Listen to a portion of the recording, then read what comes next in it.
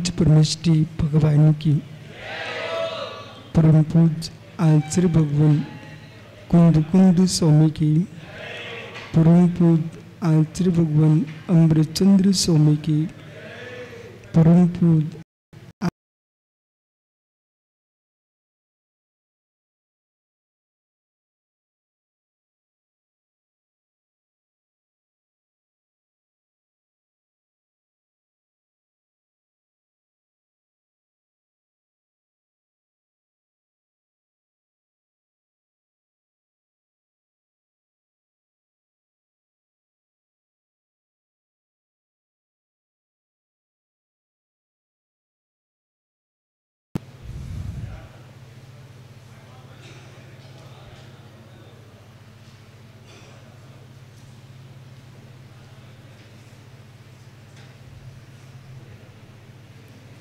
बंधु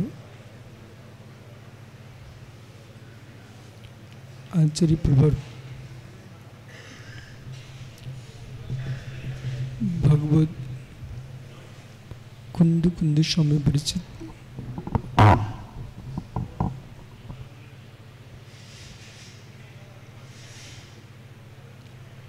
श्री समय साजिम वर्णित प्रमेयों पर भगवत अमृतचंद्र स्वामी ने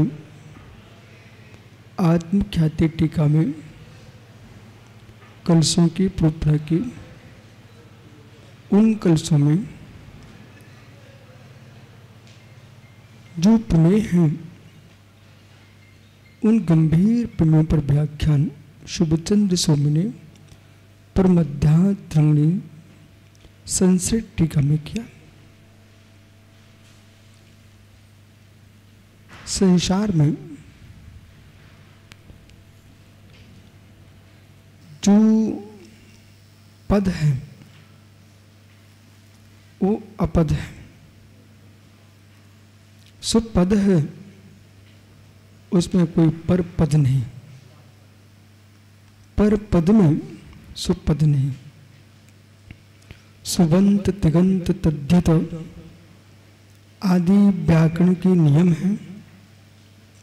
सी आदि विभक्ति के लगाने से पद संज्ञा प्राप्त होती है। शीत और ती आदि लगाने से तिगंत की पद संज्ञा बनती है। सी आदि से सुबंत की पद संज्ञा बनती है। लेकिन ये व्याकरण का पद है, ये हमारी आत्मा का पद नहीं है। शब्द शास्त्र, छंद शास्त्र, अलंकार शास्त्र, ये सभी शास्त्र हैं। शब्द ब्रह्म हो सकता है, ये शब्द ब्रह्म आत्म ब्रह्म नहीं है।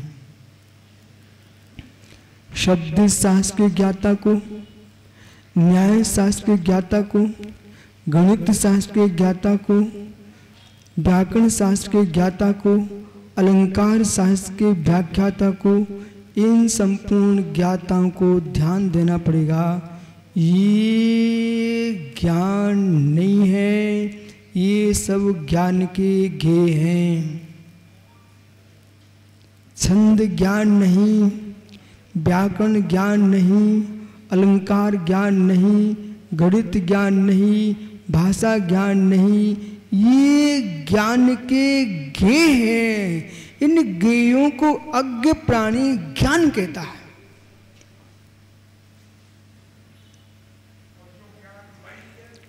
वो जो ज्ञानमय है वो निज में गे भी है, निज में ज्ञाता भी है, निज में प्रमेय भी, निज में प्रमाता भी है, प्रमिति क्रिया संपन्न है। जो ज्ञानमय है वो चैतन्य है।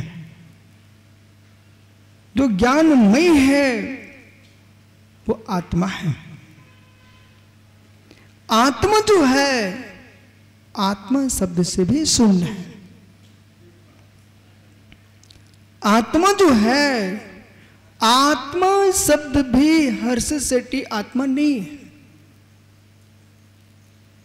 जहां आत्म द्रव्य है, आत्म तत्व है, आत्म अस्तिका है, आत्म पदार्थ है, वहां कोई शब्द ही नहीं है।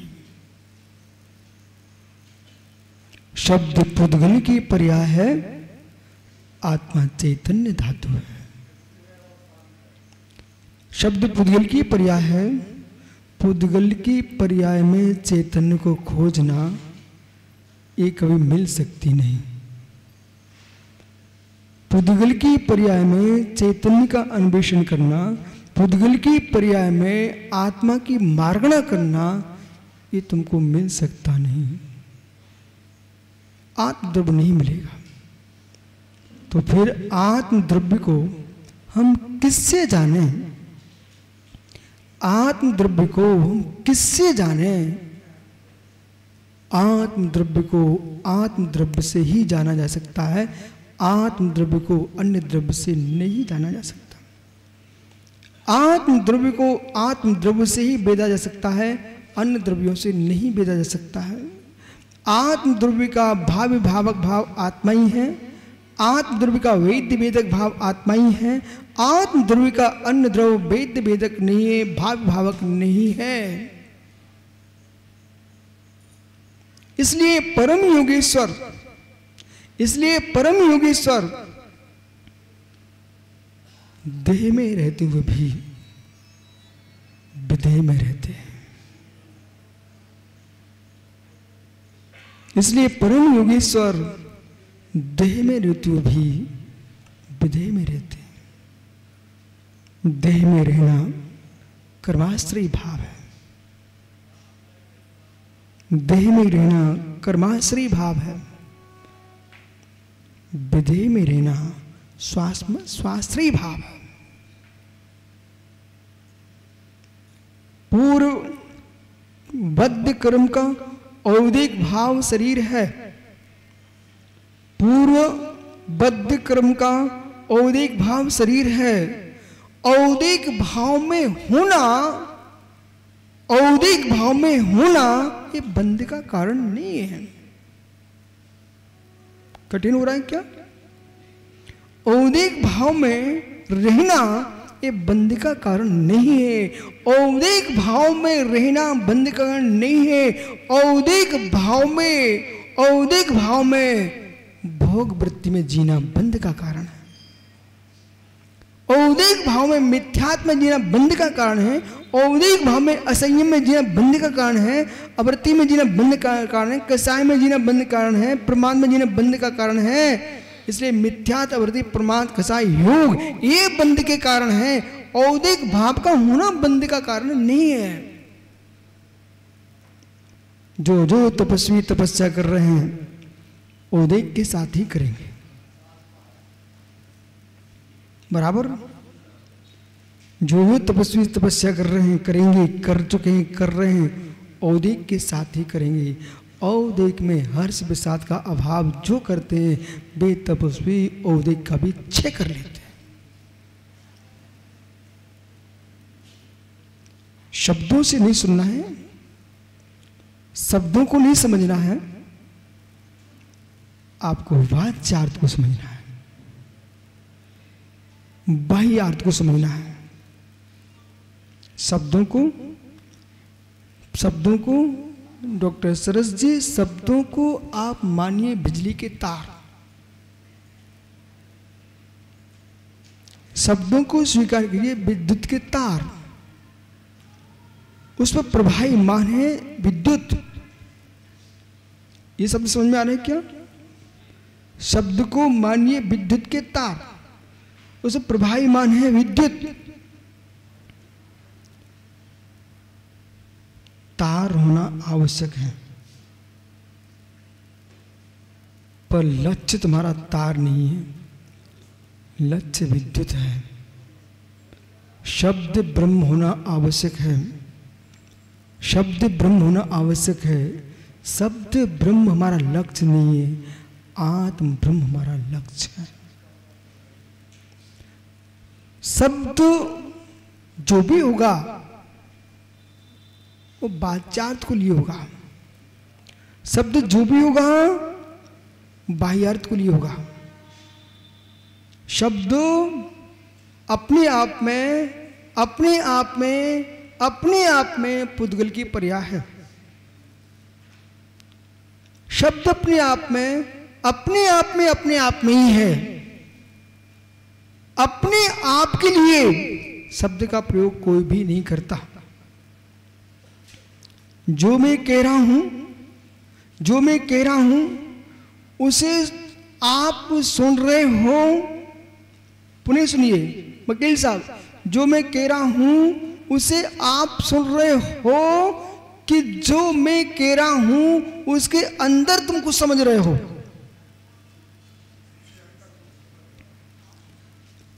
अंदर, अपने अंदर नहीं, शब्द के अंदर,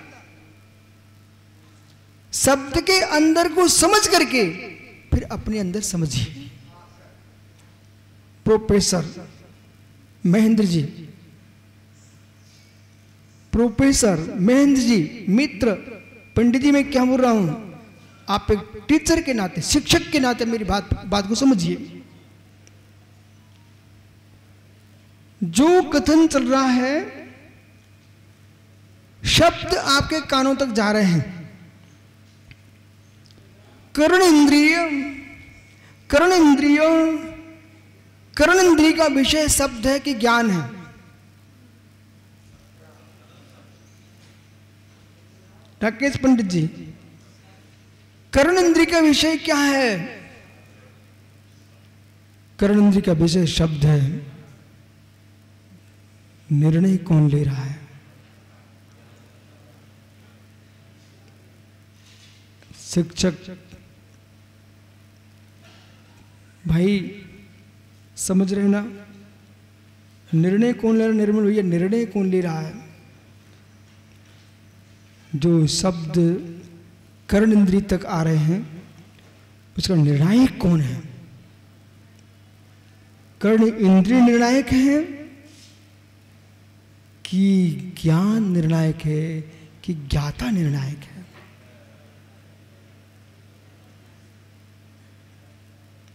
आप भी तो कोशिश करो, मैं जो क्या बोल रहा हूं।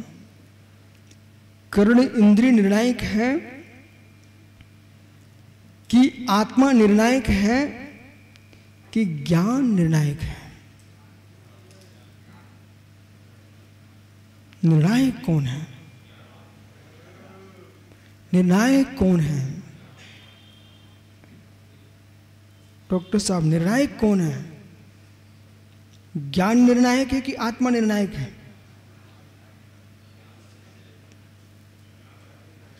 निर्णायक कौन है? इसलिए यहां पर दो कर्ण हैं।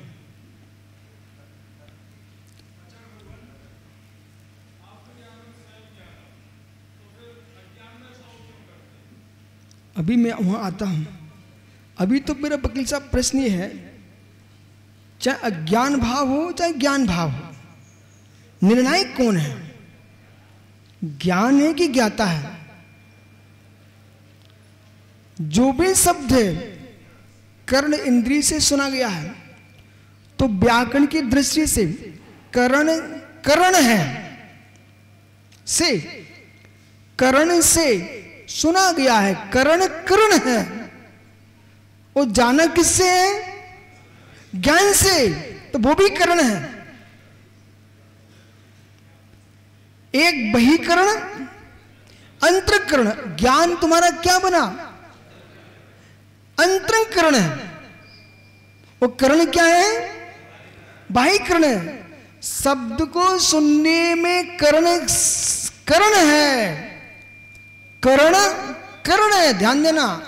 जब कर्ण कहें तो रेप को ऊपर ले जाना, वो कर्ण कहें तो रा लिखना सीधा, ये भी ध्यान रखना। कर्ण यानी कान, कर्ण यानी हेतु, साधन, निमित्त। तो कर्ण, ये कर्ण है। फिर कर्ण कौन है? भीतर कर्ण कौन है? ज्ञान। निर्णायक कौन है? ज्ञाता। वो कौन है? आत्मा। वो कौन है? आत्मा, तो आत्मा ने कर्ण से सुना, कर्ण से जाना, कर्ण से सुना और ज्ञान कर्ण से जाना और जान करके निर्णय स्वयं किया है। अब ज्ञानी समझिए, अज्ञान का निर्णय भी ज्ञाता ही करता है और ज्ञान का निर्णय भी ज्ञाता ही करता है। इसमें वकील साहब का उत्तर आ रहा बाहर। अज्ञान का निर्णय भी ज्ञाता ही करता है, ज्ञान का निर्णय भी ज्ञाता ही करता है। अज्ञान का निर्णय करते समय मिथ्यात अवर्ती प्रमाण कसाय योग से युक्त होकर के जब करता है तो यही ज्ञाता अज्ञानी कहलाता है। और समति गुप्ती के साथ, समति गुप्ती के साथ यही ज्ञाता जब निर्णय करता है तो आचार्य नेमिचंद सिद्धांत देव अपवृत्त गुणस्थान में इसे ज्ञानी कह देते हैं। पुनः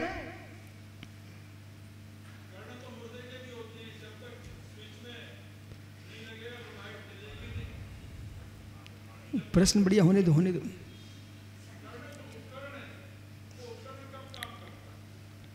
हाँ, प्रश्न होने दो, टेंशन मत लेना। वकील साहब को मुर्दे के कर्ण दिख रहे हैं। वकील साहब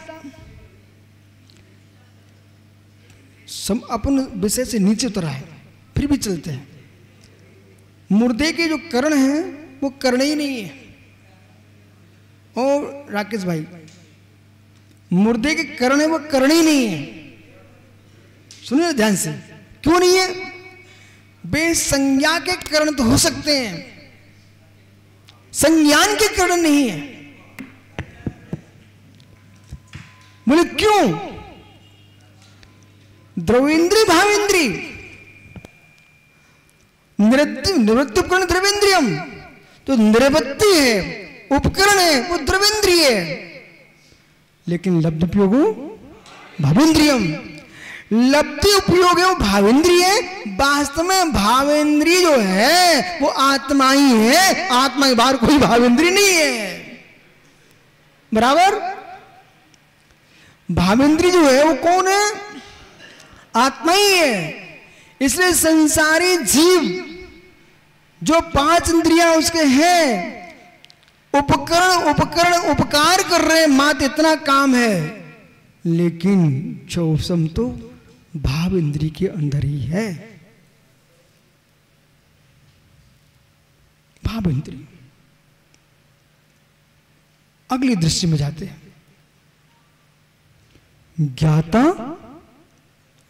ज्ञाता को कर्णानुयोग से पूछूं कि ज्ञाता को न्याय शास्त्र से पूछूं कि ज्ञाता को सिद्धांत शास्त्र से पूछूं?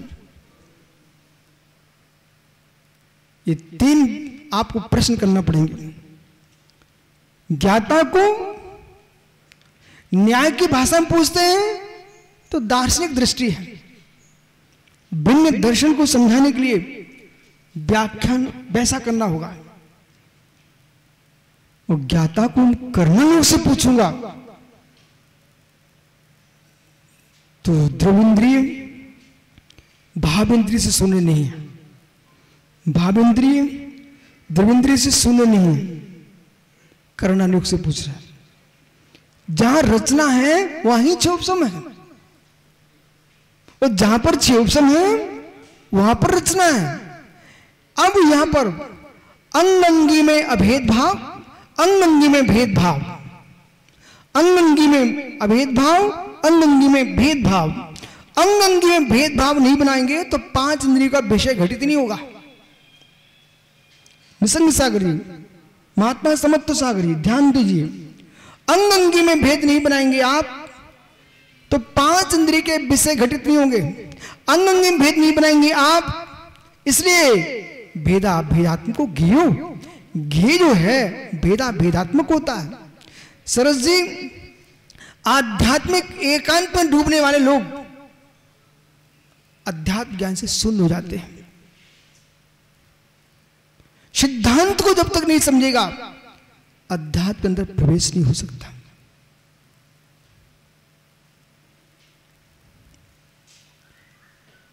आप अखंड हो कि खंड हो। सिटी बालक, आप एक हो, खंड हो कि अखंड हो? आप एक ही हो। बालक, आप खंड हो कि अखंड हो?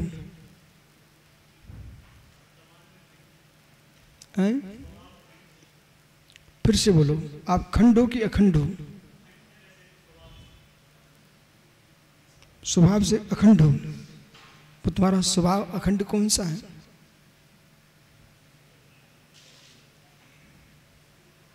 घबराओ नहीं, वकील तो बैठा अपने पास। आप विदिशा से ही हो ना?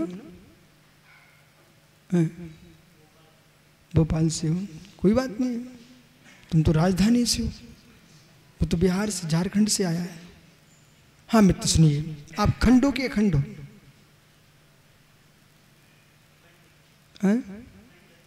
अखंड हो। सेठी, अखंड हो। आपके अखंड होने से तुम्हारे सारे काम बन जाएंगे।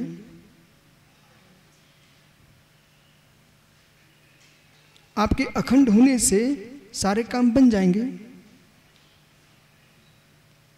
बालको सुनो बेटा, आप अखंड हो, पैरों से सिर तक आप कैसे हो?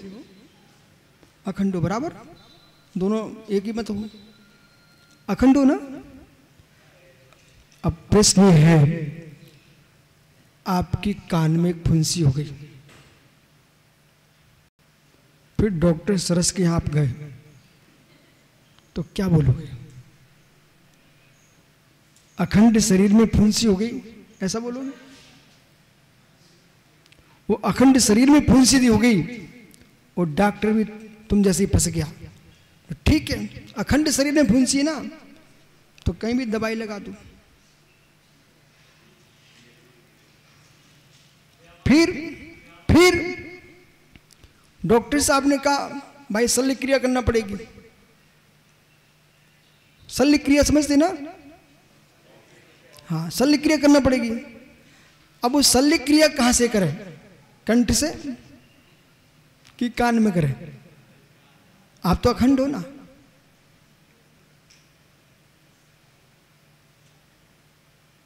इसलिए बेटा भेदा भेदात्मक को ज्ञेय, जो ज्ञेय है वो भेदा भेदात्मक है। शरीर अपेक्षा आप अखंड हो, अंगी अपेक्षा अखंड हो, अंग अंग अपेक्षा खंड खंड हो। आप क्या हो? नाक कहां है? कान कहां है? अंग अंग भिन्न भिन्न है, इन सब का समुदाय शरीर है, बराबर। इसलिए आप खंड हो कि अखंड हो?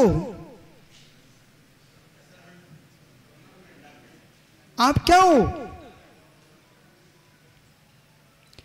ये अखंड से न निश्चय चलेगा न विभार चलेगा।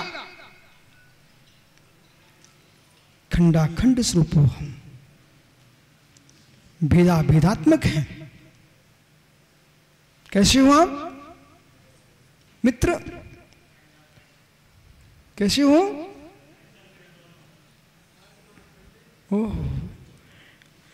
अब इधर से आवाज आ रही है आत्मा अखंड है और शरीर खंड है, ये पागलों की आवाज आ रही है। बोलो सुनिए, अंगंगी भाव से देखेंगे तो फिर कान में आत्मा नहीं है क्या? आंखें नाक में आत्मा नहीं है क्या? जिसमें आज जिस स्थान पर तुम आत्मा का जो क्षोभसम देख रहे हो वह आत्मा तद्रूप वहां वैसा ही क्षोभसम रहेगा। इसलिए आपको भाव इंद्रिय भी स्वीकार करना पड़ेगी ना, वो आपको खंड दिखेगी। 5 इंद्रियों का क्षोभसम स्थान आत्मा का ही परिणाम है, वहां पर खंड खंड स्वीकार करना पड़ेगा, अन्यथा मालूम बेटा क्या होगा। अखंड को बोलने वाला कौन था, नाम बताओगे क्या? अब कोई नहीं बताएगा। आत्मा की पहचान अखंड इतने सारे बता रहे थे क्या?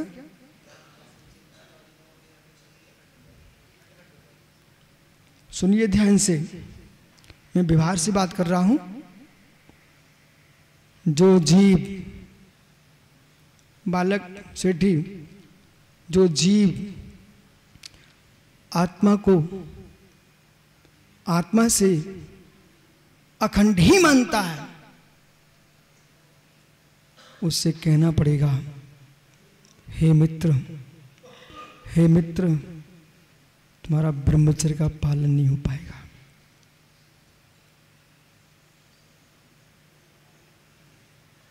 हे मित्र, आपके ब्रह्मचर्य का पालन नहीं हो पाएगा। बोले क्यों? किसी को आपने हाथ से छीन लिया, पर शील नष्ट हो जाएगा।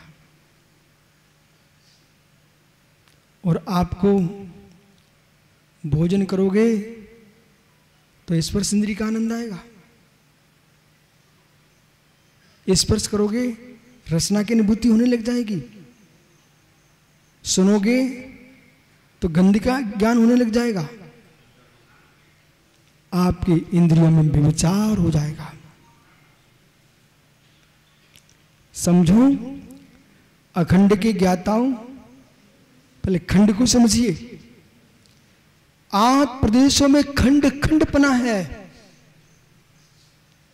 अखंड के पास मैं चलूंगा, घबराना नहीं। मैं स्वयं अखंड स्वरूप ओम का ध्यान करता हूं, पर खंड को सुनिए पहले। जहां जो इंद्रिय है, उस इंद्रिय का क्षयोपम वकील साहब वहीं पर है। उस क्षयोपम की दृष्टि से आत्मा ज्ञाता तत्तद स्थान पर ही तद विषय को वेदता है, भिन्न विषय को नहीं वेदता। इंद्रियां अहमेंद्र हैं। गोमठ साल जीव कांड में इंद्रियों को अहमेंद्र लिखा हुआ है। अहमेंद्र किसी की आज्ञा का पालन नहीं करता, अहमेंद्र किसी की आज्ञा को देता भी नहीं है। ऐसे बेटा सुन, कोई भी इंद्रिय किसी दूसरी इंद्रिय को आज्ञा नहीं देती, कोई भी इंद्रिय दूसरी इंद्रिय के अनुसार काम भी नहीं करती। रसना का काम रसना ही करेगी, स्पर्श का काम स्पर्श ही करेगा, घ्राण का काम घ्राण ही। प्रत्येक इंद्रिय अपना अपना काम करेगी। स्पर्श रस घ्राण, स्पर्श रसना घ्राण चक्षु श्रोत्राणि, ये 5 इंद्रियां हो गई। फिर विषय क्या बनेगा? स्पर्श रस, स्पर्श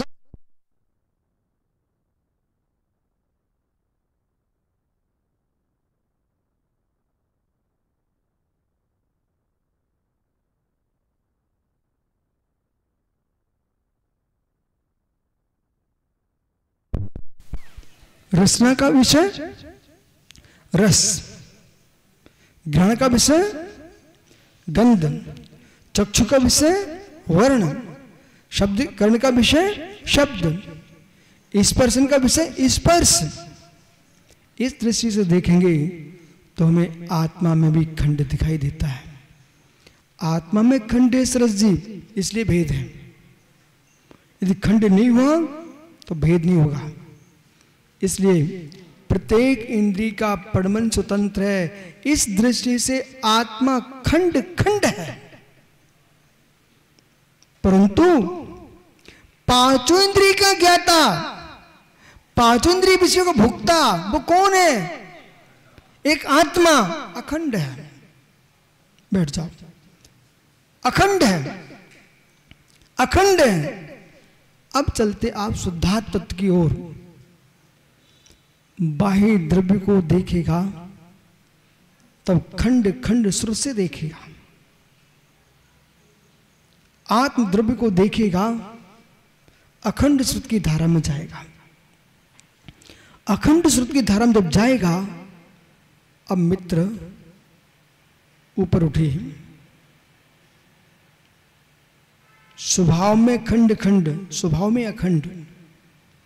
सम्यक दर्शन, सम्यक दर्शन आत्मा का धर्म है, सम्यक ज्ञान आत्मा का धर्म है, सम्यक चारित्र आत्मा का धर्म है। स्यात् क्यों कह दिया? ये रत्नात्रय धर्म है। साध्य सिद्धि का साधन की दृष्टि से इसे हमने धर्म कहा है। ये आत्मा का त्रैकालिक धर्म तो नहीं है, ये आत्मा का त्रैकालिक धर्म तो नहीं है।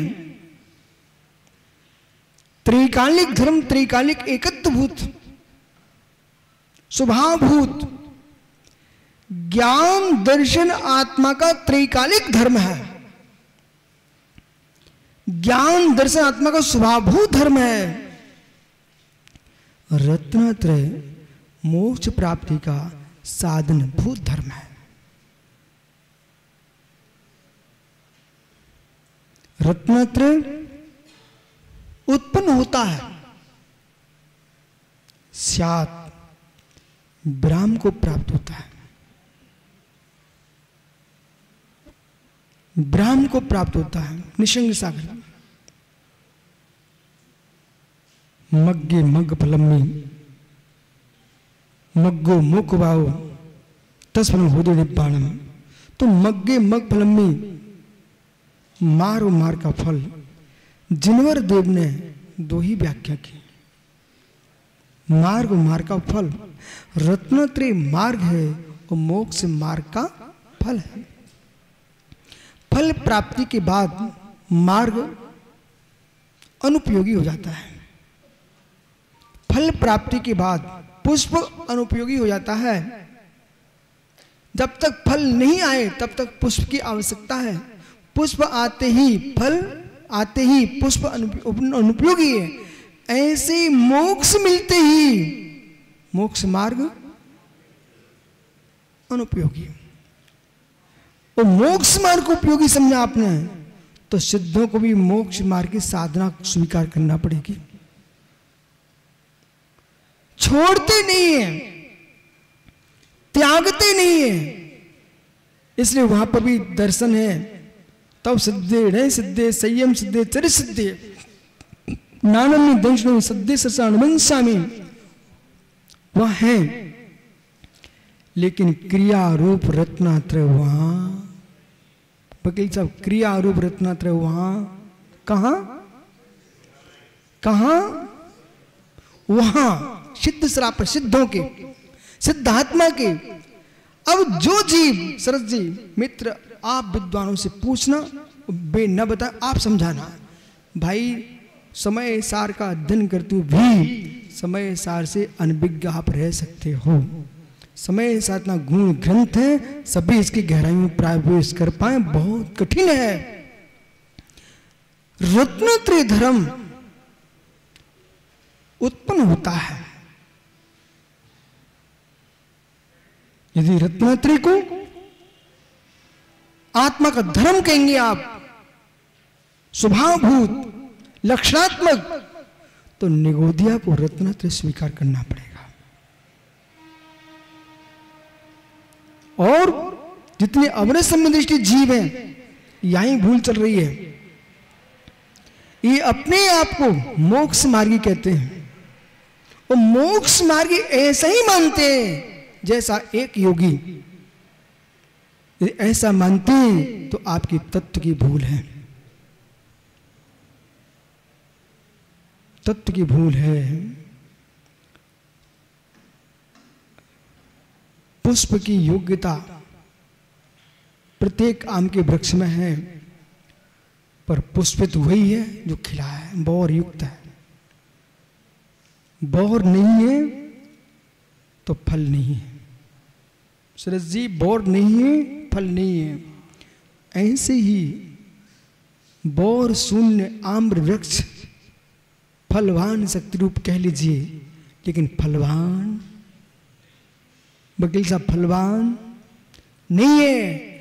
ऐसी अवरत सम्यक दृष्टि जीव, मिथ्या दृष्टि जीव शक्ति रूप बौरवान कह लो फलवान कह लो, लेकिन न वे भोरवान है न फलवान है। जिस जीव के पास रत्नात्र धर्म अभिसंधिकृतम व्रतम भवति बुद्धि पूर्वक धारण किया है और करुणानियोग की दृष्टि से कसाय भाव का क्षय क्षोभम हुआ है, जिसने अनंत आनंदी प्रत्यख्यान अप्रत्यख्यान सर्वघाती प्रकृतियों का उदयाभावी क्षय और देशघाती प्रकृति संजुलन का उदय रूप परिणाम जिसके होंगे और दिगंबर वीतराग मुद्रा होगी, वही जीव मोक्ष मार्गी है प्रकट।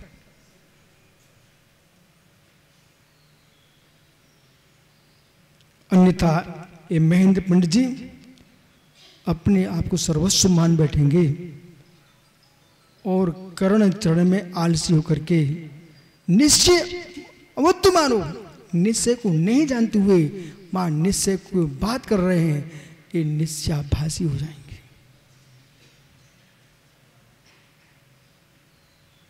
इसलिए अध्यात्म शास्त्रों को समझते समय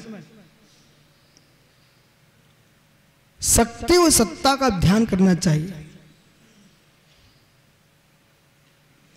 आप जैन हो, आप सांख्य नहीं हो, सदाशिव भी नहीं हो। हम महेश्वर के सिद्धांतों पर नहीं जीते हैं, हम जिनेश्वर के सिद्धांतों पर जीते हैं। जिनेश्वर देव ने उपाय सिद्ध की व्याख्या की है, अनुपाय सिद्ध की व्याख्या नहीं की। सम्यक दर्शन ज्ञान चारित्र्य मोक्ष मार्गा, ये सूत्र यदि आप स्वीकारते हो, ये उपाय सिद्ध होता है। यहां से उपाय सिद्ध की सिद्धि होती है, अनुपाय सिद्ध की सिद्धि नहीं होती है। समझ में आ रहा है? उपाय सिद्ध, उपाय सिद्ध, अनुपाय सिद्ध नहीं, उपाय सिद्ध। ओहो हो, उन वीतरागी निर्गम श्रवणों को कोटि कोटि प्रणाम हो, जो उपाय सिद्ध में तल्लीन है, भाव सिद्ध।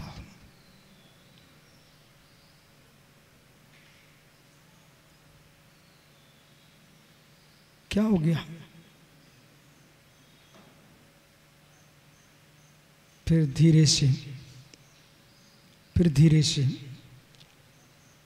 साधन की साधना को गौण कर देंगे। फिर धीरे से महात्मा यशोधर जी योगी साधन की साधना को गौण कर देंगे। समझ गए कि समझाऊं? निर्मल माठ साहब, वकील साहब बटलोई गरम कर रहे थे। निर्मल माठ साहब घर में बटलोई गरम कर रहे थे। किसके लिए? शब्द का प्रयोग करो ना। कैलाश भैया, निर्मल माठ साहब दूध कुछ नहीं, बटलोई गरम कर रहे थे। किसके लिए?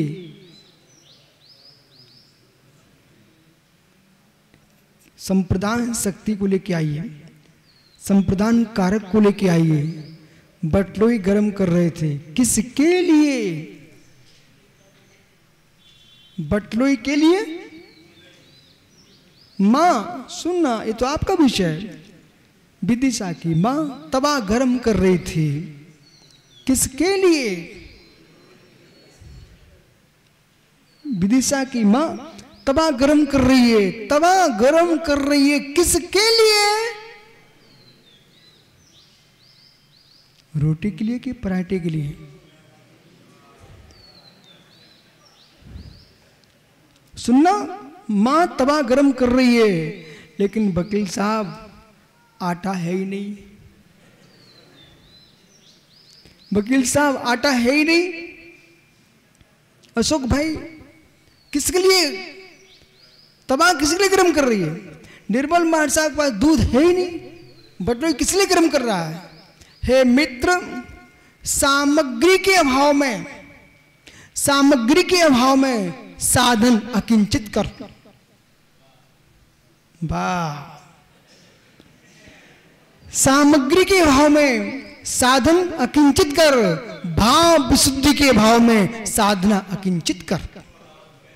अब करो वाह।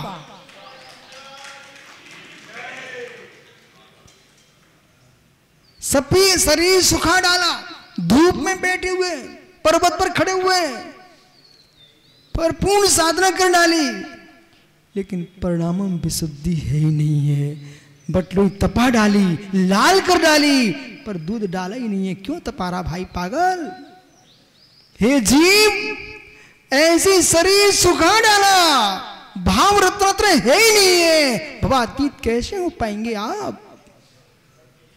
इन माताओं ने तबे को लाल कर दिया, पर आटा उसने ही नहीं।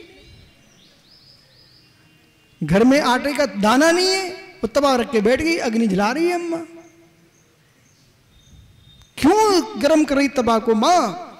ऐसे ही जिस जीव के अंदर परिणामों में निर्मलता नहीं है, भाव शुद्धि नहीं है, भाव संयम नहीं है, वो जीव मां तबे को तपा रहा बिना रोटी के।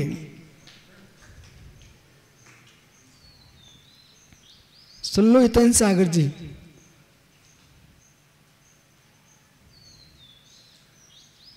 विशुद्धि है ही नहीं।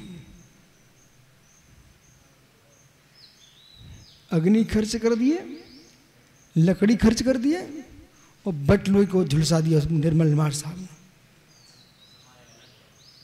समय नष्ट किया, क्षोभ समय नष्ट किया, प्रज्ञा को धूमिल कर लिया, और अपनी हंसी वकील जैसे लोगों से करा ली। ठेकेदार सुना ना बेटा, दूध है ही नहीं, दूध है ही नहीं, बटलोई को तपा रहा है।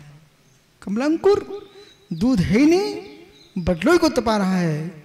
भाव संयम है ही नहीं, शरीर तपा रहा है।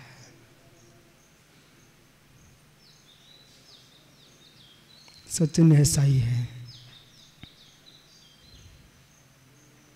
भाव संयम है नहीं, शरीर तपा रहा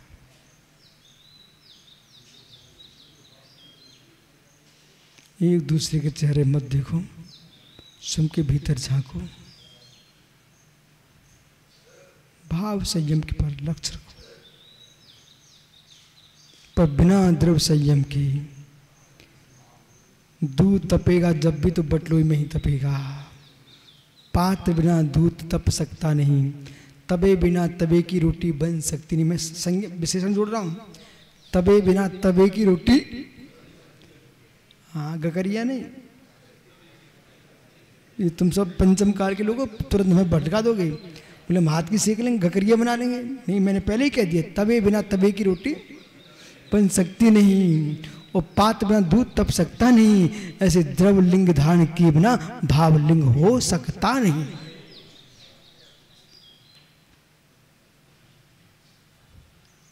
द्रव लिंग के भाव में भाव लिंग स्वीकार कर लिया सरस जी, आप दिगंबर ही नहीं बचोगे, दिगंबर ही नहीं बचोगे, दिगंबर ही नहीं बचोगे। दिगंबर शब्द मात्र निर्वस्त्र पर नहीं है, दिगंबर शब्द सिद्धांतों पर है। श्वेतांबर परंपरा में कल्पसूत्र ग्रंथ है।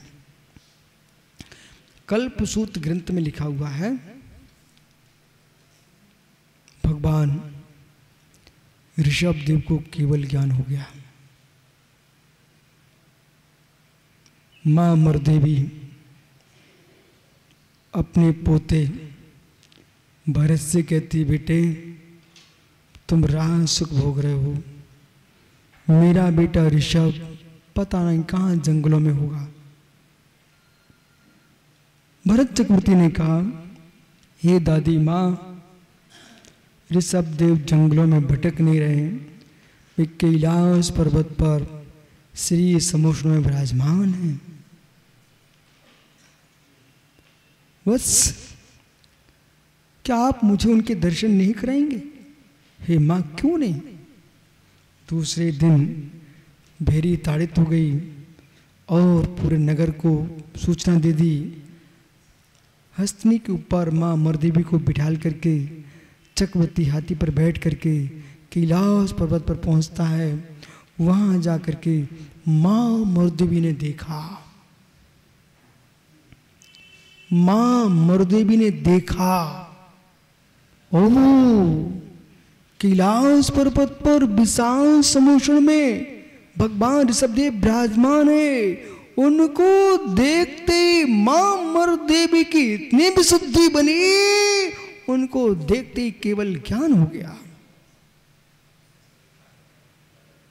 किसको? मरदेवी को केवल ज्ञान हो गया। क्या हुआ? तुम लोग ऐसे क्यों देख रहे मुझे? मां मरदेवी को केवल ज्ञान हुआ। आगे की सुनिए अब। फिर मां मरदेवी सोचती है, फिर मां मरदेवी सोचती है मुझे दीक्षा ले लेना चाहिए।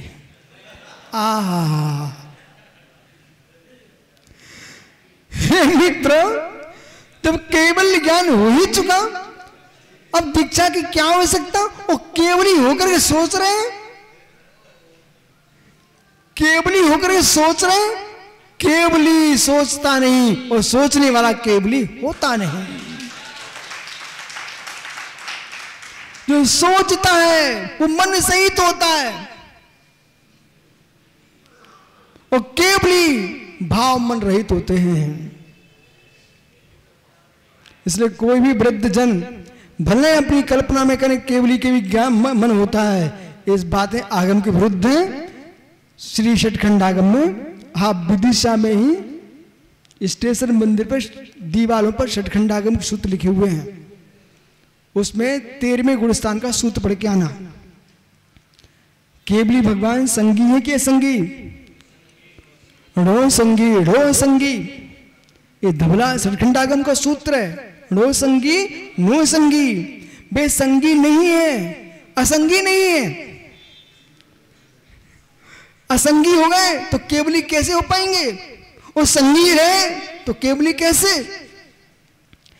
द्रव मन है इसलिए असंगी नहीं है, भावमन नहीं है इसलिए संगी भी नहीं है। नो संगी, नो संगी।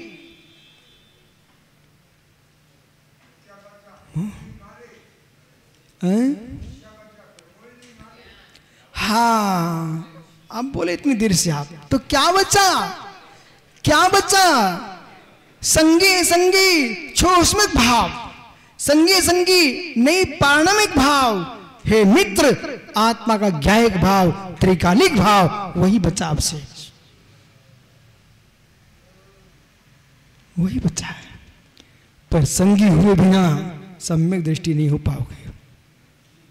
इसलिए पहले आपको संगी होना पड़ेगा, जागृत होना पड़ेगा, कर्म भूमि होना पड़ेगा, तब सम्यक तो प्राप्त कर पाओगे। गौरव, पर्याप्त होना पड़ेगा। समय हो गया। हो सत्यार जी, तवा गर्म करने से क्या लाभ? सत्यार जी, तवा करने से क्या लाभ? पूरी बात चलता है। तवा को गरम करो तो रोटी की बना के रखो, बटलोई को गरम करो तो तनक दूध भी ला के रखो। दूध लाए नहीं निर्मल मार साहब, बटलोई गरम कर बैठी। ऐसे ही मुनि बन के बैठ गया जीव, भावों की विशुद्धि क्या दूध लाया ही नहीं।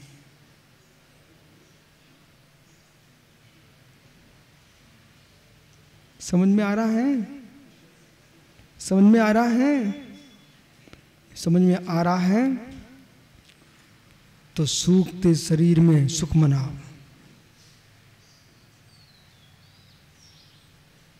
अंगूर खाने वाला रोता है, अंगूर खाने की इच्छा रखना रोता है सूखते अंगूर को देख करके। किशमिश खाने वाला मुस्कुराता है सूखते अंगूर को देख करके। नहीं समझ में आया मैं क्या बोल रहा हूं? आ गई? काला जी को जल्दी समझ में आता है। हे मित्र, अंगूर खाने वाला रोता है। पारस भैया, अंगूर खाने वाला रोता है। अशोक बोले अंगूर सूख रहा है, अंगूर सूख रहा है। पर जिसे किशमिश खाना है वो क्या करता है? मुस्कुराता है। बोले क्यों? अंगूर जब तक रहेगा तो खट्टा रहेगा और किशमिश होए तो मिठास आता है। ऐसे ज्ञानी, ये अंगूर जैसे चमकते शरीरों में जीने वाले तुम खट्टे हो। जैसे तपस्या से शरीर अंगूर सूखने लगता है तो किशमिश मीठी हो जाती है। कसाय सुखाओ, मीठे हो जाओगे। जाओ, कल फिर आओगे। 140वां कलश चल रहा है। 140वां कलश चल रहा है। एक ज्ञायक भाव निर्भर है, एकमात्र ज्ञायक भाव ही निर्भर है। अन्य भाव पर भाव है, पर भाव निज भाव नहीं। पर पद सुपद होता नहीं, सुपद पर पद होता नहीं। ऊपर में जाने से सुपद मिलता नहीं। सुपद में डूबा व्यक्ति पर पद में जाता नहीं। आत्मा स्वभाव परिभाव भिन्नम, आत्मा स्वभाव परिभाव। आत्मा का स्वभाव परिवर्तन भिन्न। महावीर स्वामी की